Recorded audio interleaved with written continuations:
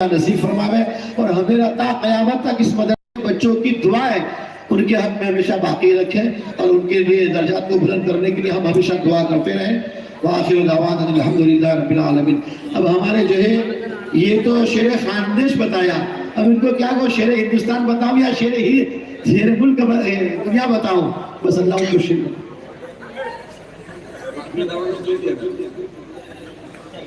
بسم الله الرحمن الرحيم. الحمد لله رب العالمين والعاقبة للمتقين والصلاة والسلام على سيد الأنبياء والمرسلين سيدنا وحبيبنا وحبيب رب العالمين محمد وعلى آله وأصحابه ومن هدى بهديه إلى يوم الدين.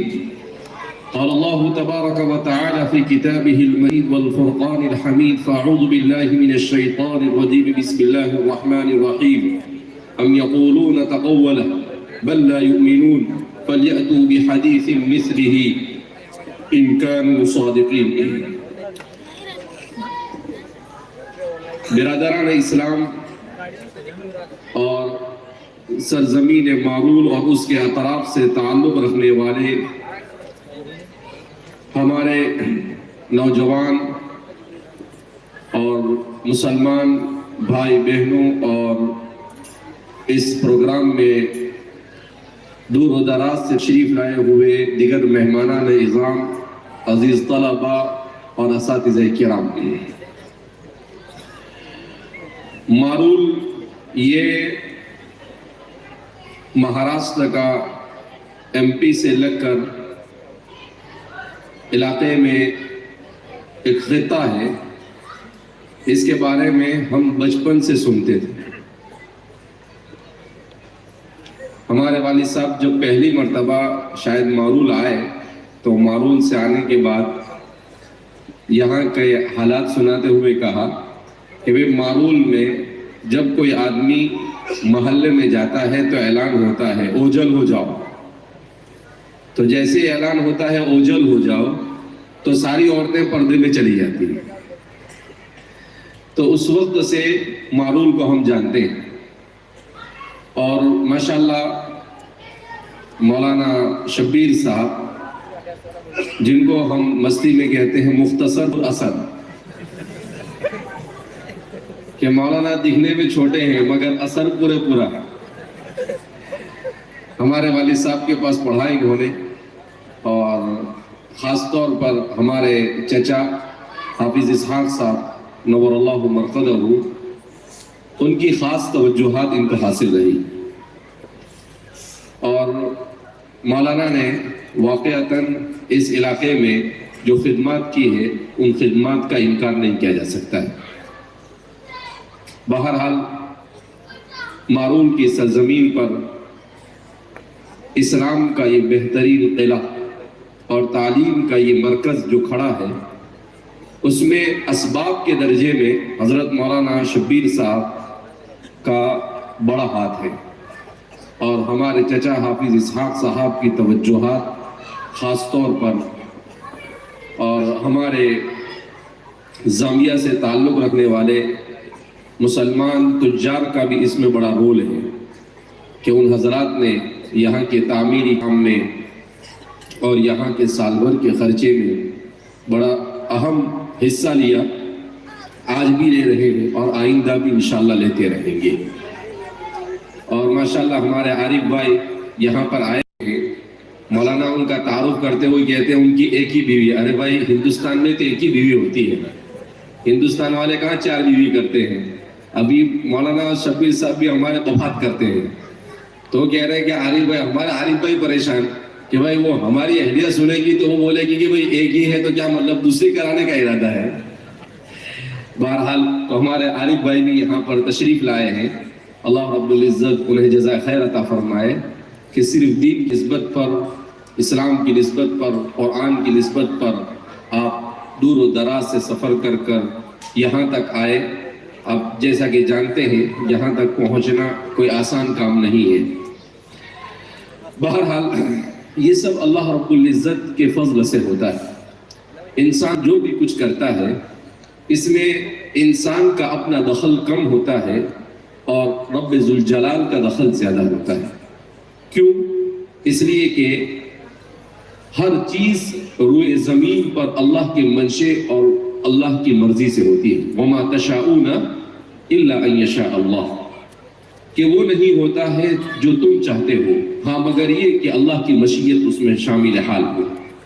اسی لیے اسلام نے تعلیم یہ دی ہے کہ جب بھی انسان کوئی اچھا کام کرے تو اس اچھے کام پر اترانے کے بجائے اس کی نسبت اللہ کی طرف کر دے تاکہ عجب اور کبر اور فخر سے وہ محفوظ رہے. اور جب بھی انسان سے کوئی برا کام ہو جائے تو اسے اپنی طرف منسوب کرے تاکہ آئندہ وہ برائی سے بچنے کی کوشش کرے. بہرحال اللہ رب العزت نے ہمیں اس مجلس میں حاضری کی توفیق مرحمت فرمائی، جس میں تقریباً 100 طلبہ حفظ مکمل کر رہے ہیں. یعنی 30 سال کے عرصے میں 600 طلبہ نے حفظ مکمل کیا. اس کا مطلب ہر سال 20 کا ایوریج ہے کہ 20 کم از کم 20 طلبہ پہلے سال سے اگر ہم گنتے ہیں، اور اگر پہلے 2-3 سال اگر ہم چھوڑ دیتے ہیں تو 25 کے ایوریج سے طلبہ نے حفظ کیا ہے. یہ اس ادارے کی کامیابی کی علامت ہے.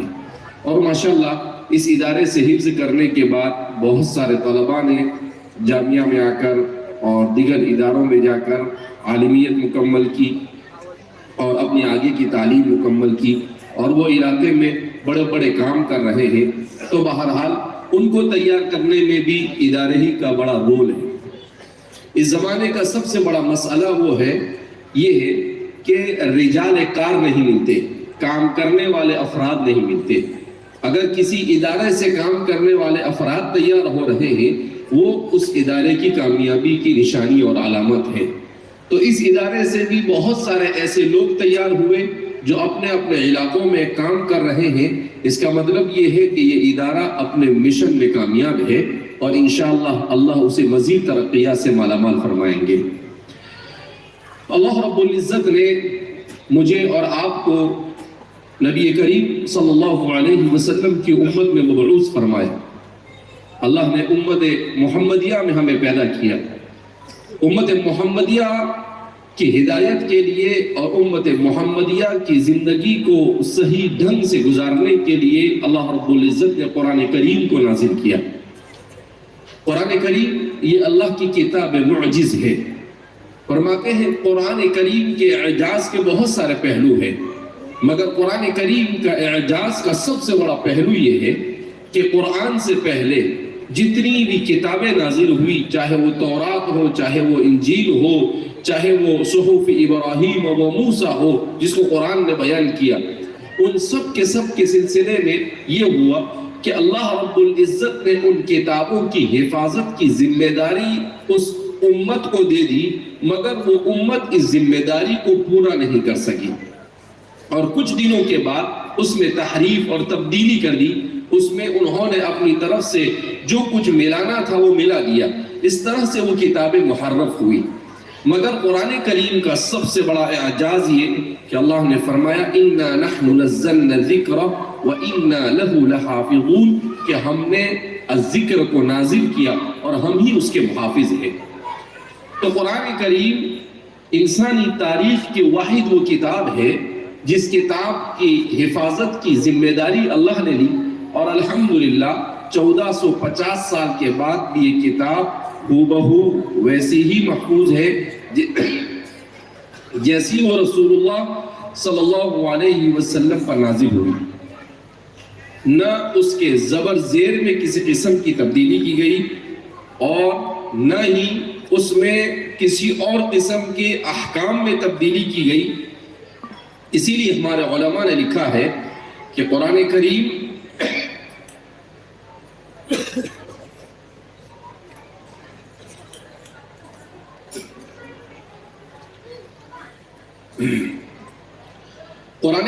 اللہ رب العزت کی وہ مقدس کتاب ہے کہ جس میں ایک ذرہ برابر تحریف نہ کی گئی ہے اور نہ قیامت تک کی جا سکتی ہے. یہاں تک کہ ہمارے علماء نے لکھا کہ قرآن کے نہ الفاظ میں تحریف ہوئی ہے نہ اس کے معنی تحریف ہوئی.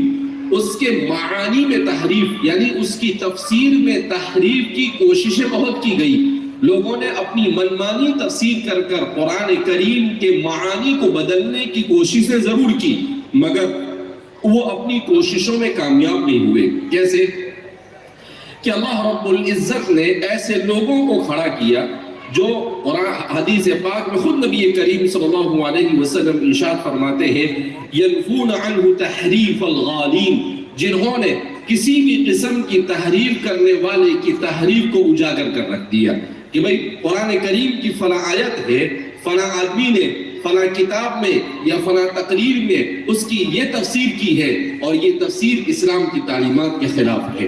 تو قرآن کی تفسیر بھی اگر کوئی غلط کرتا ہے تو قرآن کی وہ غلط تفسیر یہ زیادہ چل نہیں سکتی، اگر وہ چلتی بھی ہے تو اللہ رب العزت ایسے لوگوں کو کھڑا کرتے ہیں جو اس کو آشکارا کر دیتے ہیں اور واضح کر دیتے ہیں کہ یہ قرآن کریم کی تحریف ہوئی ہے اور اس چیز سے بچنا چاہیے۔ ہر زمانے میں حضرات صحابہ کرام رضوان اللہ تعالیٰ عنہم اجمعین کے بعد آج تک کے ایسے لوگ ہر زمانے میں کھڑے ہوتے رہے، مگر اللہ رب العزت نے ہر زمانے میں ایسے لوگوں کو کھڑا کیا جنہوں نے ان تمام کے تمام غلطیوں کو اجاگر کر کر بتلایا۔ اب ہم جس زمانے سے گزر رہے ہیں اس زمانے میں قرآن کریم کی عظمت پہلے زمانے کے مقابلے میں زیادہ کھل کر سامنے آئی۔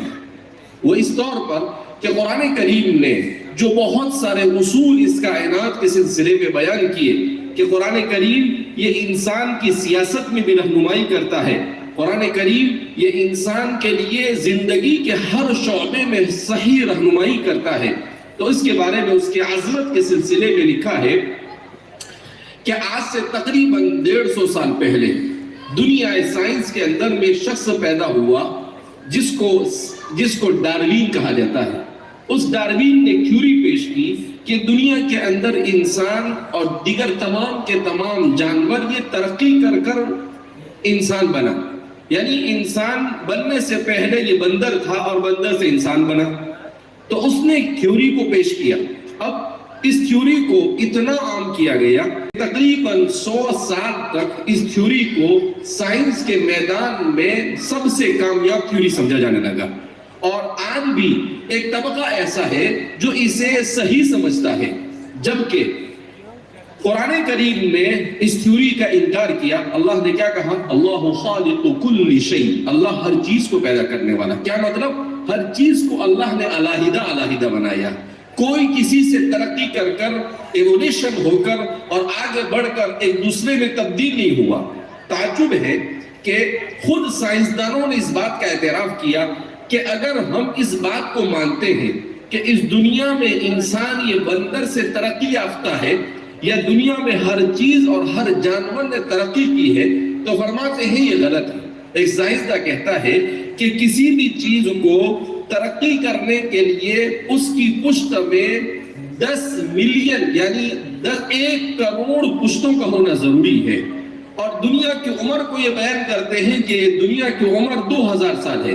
کہا اس کو جب تھیوری اور ڈاروین کے ساتھ جوڑا جاتا ہے تو صاف طور پر واضح ہو کر سمجھ میں آتا ہے کہ یہ ناممکن ہے کہ اتنے کم عرصے کے اندر میں 2000 ملین سالوں کے اندر میں جانور یہ ترقی کرے، مچھلی اور میںڈک سے ترقی کرتے کرتے وہ بندر بنے اور بندر سے وہ انسان بنے۔ کہا سائنسی اعتبار سے بھی یہ ممکن نہیں ہے۔ تو پھر ایک دوسرا سائنسداں کھڑا ہوا، اس نے کہا کہ اصل میں ایسا ہو سکتا ہے کہ اچانک کسی ایک جانور سے دوسرا جانور بن جائے۔ تو تیسرے سائنسدان نے کہا کہ یہ بھی ناممکن ہے۔ تو کہا کہ جانور نہ ایک جانور دوسرے جانور سے ترقی کر سکتا ہے، نہ اچانک ایک جانور سے دوسرا جانور بن سکتا ہے۔ تو پھر کیا ہوا؟ تو کہا کہ آج کی ماڈرن سائنس یہ کہتی ہے کہ ہر چیز کو پیدا کرنے والے نے الگ الگ بنایا۔ قرآن نے اس کا پہلے ہی اعلان کیا اللہ خالق کل شیء، کہ اللہ نے ہر چیز کو پیدا کیا۔ اللہ نے گھوڑے کو الگ بنایا، اللہ رب العزت نے انسان کو الگ بنایا، ہر چیز کو الگ الگ بنایا۔ تو فرماتے ہیں کہ 150-200 سال کی کشمکش کے بعد سائنس اسی نقطے پر جا کر رک گیا جس نقطے کو قرآن کریم نے اپنے اندر بیان کر دیا تھا کہ اللہ رب العزت نے ہر چیز کو الگ الگ پیدا کیا۔ ایک عجیب حیرت انگیز بات میرے مطالعے کے درمیان آئی کہ دنیا میں آج ہم جس دور سے گزر رہے ہیں اس دور کو ڈیموکریسی کا دور کہا جاتا ہے۔ کیا مطلب ڈیموکریسی کا دور کا مطلب یہ ہے کہ یہ زمانہ جمہوریت کا زمانہ ہے۔ تو فرماتے ہیں کہ جمہوریت کے اس دور میں یہ کہا جاتا ہے کہ عوام کی حکومت عوام کے ذریعے عوام کے نام پر، مگر خود اس زمانے کے سائنسدانوں نے اس بات کا اعتراف کیا ہے کہ برنارڈ شو کہتا ہے کہ دنیا میں 5000 سال سے سیاست کا صحیح تصور انسان پیش کرنے کی کوشش کر رہا ہے کہ پولیٹکس جو ایسی بنائی جائے جو ہر جگہ پر انسان کے لیے فٹ ہو سکے، مگر 5000 سال میں اس کا بیس بنانے میں بھی انسان کامیاب نہیں ہوا، جائے کہ اس کو پورا بنانے میں کامیاب ہو۔ کہا سیاست کا وہی نظریہ صحیح ہے جس کو قرآن کریم نے بیان کیا کہ عدل اور انصاف کے ساتھ حکومت کی جائے، اور عدل و انصاف کے جن معیارات کو قرآن کریم نے بیان کیا ہے ان معیارات سے بڑھ کر دنیا کے اندر میں کوئی کتاب کسی معیار کو بیان نہیں کر سکتی ہے۔ تو آج یعنی سائنس کی بایولوجی کے میدان میں ہو، چاہے پولیٹکس کے میدان میں ہو، کسی بھی میدان کو منتخب کر لو، ہر میدان میں ایک ہی بات ہے کہ سائنسداں اس بات کے کہنے پر مجبور ہو چکے ہیں کہ اللہ کی اس کتاب کے علاوہ انسان کی زندگی کے ہر موڑ پر اور کوئی چیز ہدایت کے لائق نہیں ہو سکتی ہے۔ مگر افسوس ہم مسلمانوں پر ہے کہ ہمارے پاس اللہ نے ایسی جاندار کتاب عطا فرمائی جو ہماری اتنی بہترین رہنمائی کرتی ہے، مگر نہ ہم اسے پڑھنے کے لیے تیار ہیں، نہ ہم اسے سمجھنے کے لیے تیار ہیں، اور نہ ہم اس کی تعلیمات پر عمل کرنے کے لیے تیار ہیں۔ جیسا کہ ابھی آپ کے سامنے مکالمہ پیش کیا گیا جس میں بتلایا گیا کہ مسلمانوں کا حال یہ ہے کہ وہ اپنے بچوں کو مدرسے میں بھیجنے کے لیے بھی تیار نہیں ہے۔ حکیم الامت مجدد ملت حضرت تھانوی رحمۃ اللہ علیہ کے سامنے کسی نے علماء کے بارے میں غلط سلط بات بیان کی تو حضرت نے غصے میں آ کر اس سے کہا کہ تم کیا سمجھتے ہو کہ یہ علماء تمہارے بغیر بھوکے مر جائیں گے؟ کہا نہیں، جتنی تمہیں ضرورت علماء کی ہے اتنی ضرورت تمہاری علماء کو نہیں۔ اس کے بعد حضرت نے عجیب بات فرمائی، کہا کہ علماء کو کہہ دو کہ وہ اپنا کمائیں تو وہ تم سے زیادہ تجارت کر کر کما لیں گے، وہ کام کر کر تم سے زیادہ کما لیں گے اور اپنا پیٹ پال لیں گے، اپنی اولاد کو پال لیں گے، لیکن یاد رکھو اگر تم نے ہمارے ان علماء کی عظمت نہیں کی اور ان کی قدر نہیں کی، 50 سال بعد تمہارے بچے آدھے یہودی اور آدھے نصرانی ہوں گے۔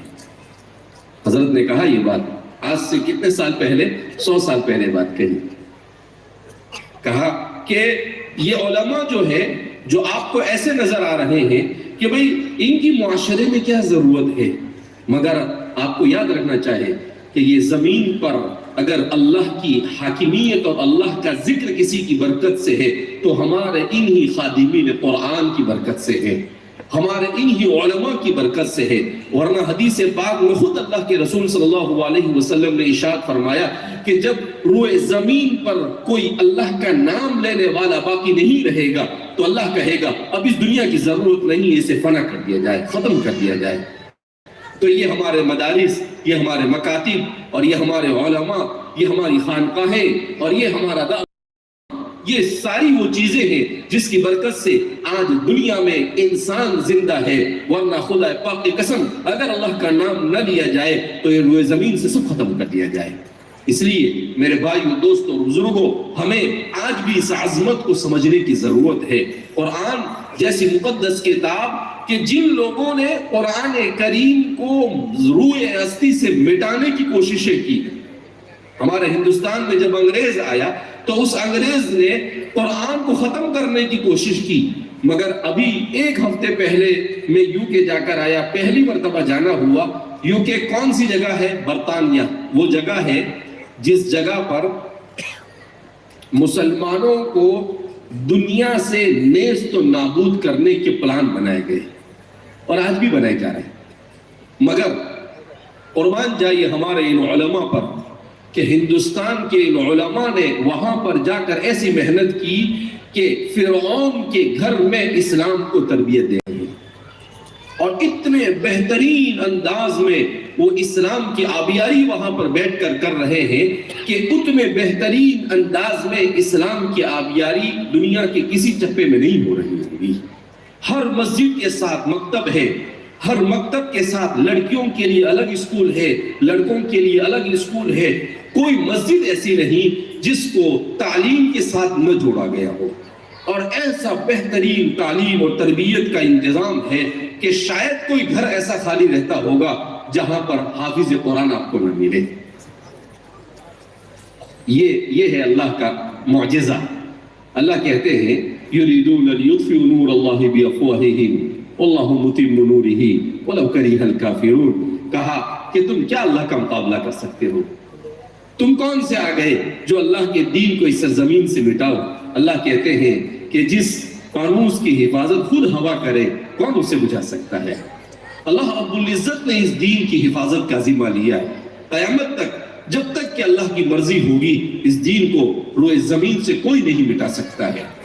اس لیے یہ تو اس شخص کے لیے سعادت کی بات ہے جسے اللہ اپنے دین کے لیے منتخب کر لے، جسے اللہ رب العزت اپنے دین کی خدمت کے لیے استعمال کر لے، جسے اللہ قرآن پڑھنے کی توفیق دے دے، جسے اللہ اپنے بیٹے کو حافظ قرآن بنانے کا داعیہ جس کے دل میں پیدا کرے۔ یہ نعمت ایسے ہی نہیں ملتی ہے، ان نعمتوں کے پیچھے بڑی دعائیں لگتی ہے۔ حضرت مولانا حسین احمد مدنی شیخ الاسلام وہ فرمایا کرتے تھے کہ جو شخص علماء سے محبت کرتا ہے اور علماء کی خدمت کرتا ہے دل سے، اللہ اس کے نسل میں علماء پیدا فرماتا ہے، اور جو علماء سے بغض رکھتا ہے، حضرت مولانا عمر صاحب پالنپوری نور اللہ مرقدہ فرماتے تھے کہ میری یہ بات لکھ لو، جو شخص علماء سے بغض رکھتا ہے 70 نسلوں تک اللہ اس کے نسلوں سے حافظ تو نہیں پیدا کریں گے، مگر ایک عرصہ ایسا زمانہ آئے گا کہ کچھ مدت کے بعد اس کے خاندان کے اندر میں مرتد پیدا ہونا شروع ہو جائیں گے اور اسلام سے ہٹ جائیں گے۔ کیوں؟ اس لیے کہ اللہ کے رسول صلی اللہ علیہ وسلم جس زمانے میں آئے اس زمانے میں حضرات صحابہ نے اللہ کے رسول سے دین کو لیا، اسی دین کو بعد میں تابعین نے لیا، اور پھر تابعین سے لینے کے بعد وہ دین علماء نے لیا، اور وہی دین جو اللہ کے رسول لے کر آئے اس کو علماء اب لے کر سرزمین کے چپے چپے میں گھوم رہے ہیں اور اللہ کے دین کو سر بلند کرنے کی کوشش کر رہے ہیں۔ لِتَكُونَ كَلِمَةُ اللَّهِ هِيَ الْعُلْيَا۔ تو اس لیے ہمیں ان چیزوں کو سمجھنے کی ضرورت ہے کہ فتنوں کے اس دور میں ایک ہی چیز ہے جو آپ کو ہر قسم کے فتنوں سے، کفر سے، شرک سے، فسق سے، فجور سے، گناہوں سے اور ہر قسم کی ہلاکت خیزیوں سے بچا سکتی ہے، اور وہ چیز ہے علم دین۔ ہماری ماں بہنیں بھی بڑی تعداد میں یہاں پر تشریف لائی ہے تو پیچھے سے لقمہ ملا ہے کہ بھئی ان کی بھی رعایت کی جائے۔ تو بہرحال ہمارے مردوں کے لیے جیسے مدارس قائم ہے، ضرورت اس بات کی ہے کہ ہماری عورتوں میں دین کو زندہ رکھا جائے۔ کیوں؟ اس لیے کہ ہمارے والد صاحب ہمیشہ فرماتے رہتے ہیں مرد پڑھتا ہے فرد پڑھتا ہے، عورت پڑھتی ہے نسل پڑھتی ہے، کہ اگر عورت کے اندر دین آ گیا تو پوری نسل میں دین زندہ ہو جائے گا۔ کیوں؟ کہ بچے کا سب سے پہلا مدرسہ کیا ہے؟ ماں کی گود۔ بچہ جب چھوٹا ہوگا اور ماں اسے اس کی تربیت ایمان اور اسلام کے اعتبار سے کرے گی تو ظاہر سی بات ہے بچپن ہی سے اس کے دل و دماغ کے اندر میں اسلام کے نقوش زندہ ہو جائیں گے۔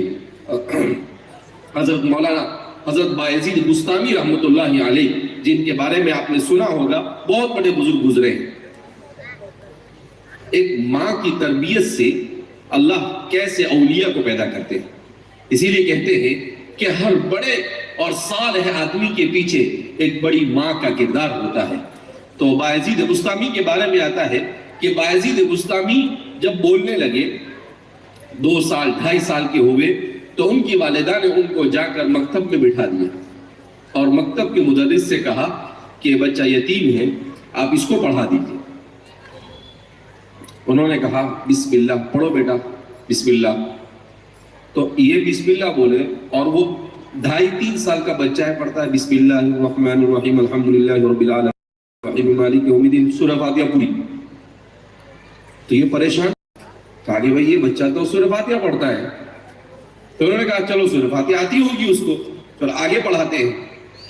आगे पढ़ाना शुरू किया तो बच्चा मुंह पर कुरान अलिफ लाम मीम से पढ़ना शुरू करता है और सूरह बकरा पूरी पढ़ देता है। तो वो उस्ताद उसको पकड़ कर लाते हैं और कहते हैं कि माई आप मजाक कर रही हो मुझसे, ये बच्चा तो हाफिज है। कहा कि नहीं, मैंने तो अभी तक उसे कुछ पढ़ाया ही नहीं।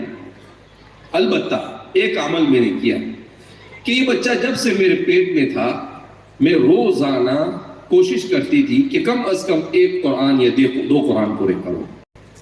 तो फरमाते हैं कि बच्चा 9 महीने मां के पेट में रहा। तो इस 9 महीने के अरसे में अगर रूह 90 दिनों के बाद या 120 दिन के बाद भी रूह गिरती है तो गोया के कम अज कम 5 महीने तक उस बच्चे ने अपनी मां के पेट में कुरान को सुना। तो 5 महीने के कितने दिन होंगे? 5 महीने के तकरीबन 150 दिन होंगे। तो 150 मरतबा कुरान सुना। अब जब 150 मरतबा कुरान सुना तो वो मां के पेट में कुरान का हाफिज बन गए। तो वो कुरान के पूरे हाफिज हो गए। अब वो बात तो बायजीद बुस्तामी के सीरत के अंदर में आई तो लोगों ने कहा कि कुछ बढ़ा चढ़ा कर पेश किया होगा, मगर आज की साइंस ने इस बात को तस्लीम किया है कि बच्चा जब मां के पेट में होता है तो मां जो कुछ करती है उन सारी चीजों को सुनता है, उन सब चीजों को क्या करता है? सुनता है। इसीलिए रसूलुल्लाह सल्लल्लाहु अलैहि वसल्लम ने इरशाद फरमाया कि बच्चे के हुकूक जो बाप पर है उसमें सबसे पहला हक ये है कि वो नेक और सालेह मां का इंतखाब करे। कि जब उस बच्चे ने 150 मरतबा कुरान को अपनी मां के पेट में सुना तो वो मां के पेट से हाफिज होकर आया। तो जब मां सालेह होती है तो उसका असर ये होता है कि वो बच्चा खुद बखुद दीन की तरफ आता है। इमाम गजाली रहमतुल्लाहि अलैहि के बारे में अजीब लिखा है। इमाम गजाली रहमतुल्लाहि अलैहि ये 2 भाई थे, अहमद गजाली और मोहम्मद अल गजाली। तो इमाम गजाली छोटे थे, मोहम्मद अल गजाली इनके बड़े भाई अहमद अल गजाली थे। तो इमाम गजाली देखो मां कैसी होती है, हमारी माँ और बहनों के लिए खास तौर पर ये अजीब किस्सा है। तो इमाम गजाली रहमतुल्लाहि अलैहि वो नमाज पढ़ाते थे मस्जिद में। उनके भाई अहमद अल गजाली उनके पीछे नमाज नहीं पढ़ते।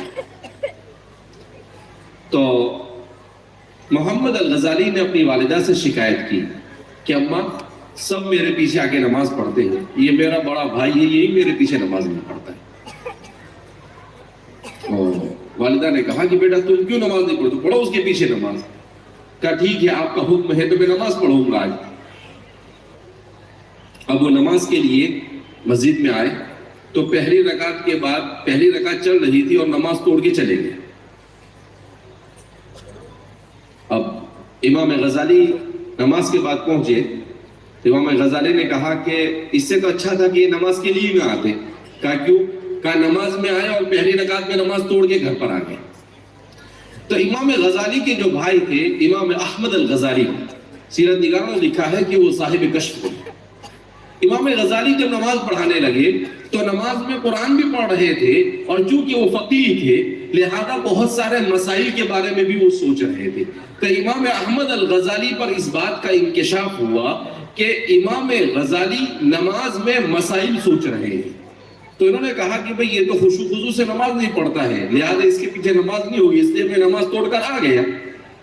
तो इनकी वालिदा ने जब दोनों के झगड़े को सुना तो वालिदा सर पकड़कर रोने लगी और कहने लगी अफसोस है कि एक बेटा मेरा है वो नमाज में अल्लाह से लव लगाने के बजाय लोगों के मसाइल सोच रहा है, और दूसरा बेटा है वो अल्लाह से लव लगाने के बजाय अपने भाई के दिल को टटोल रहा है कि वो क्या कर रहा है। दोनों अल्लाह को छोड़कर दूसरे काम में लगे हुए हैं।